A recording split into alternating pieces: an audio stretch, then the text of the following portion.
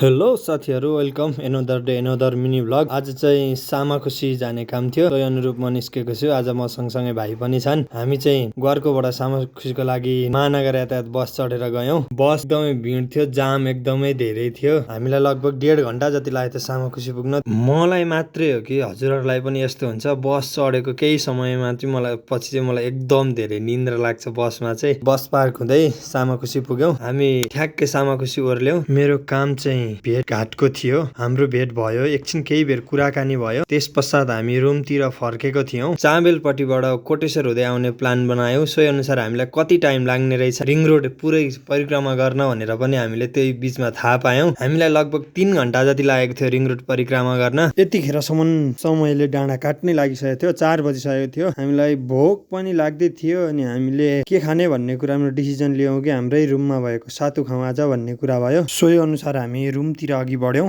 Room आयौँ, पानी ततायौँ। यो चिसोको समयमा तातो पानीमा सातु चाहिँ मलाई एकदमै मन पर्छ। सातु खायौँ। आजको मिनी भ्लगलाई चाहिँ यहीँ अन्त्य गर्न चाहन्छु। लास्टसम्म हेर्ने साथीले फलो गरिदिनु नबिर्सिनु होला। धन्यवाद। Bye, see you next video.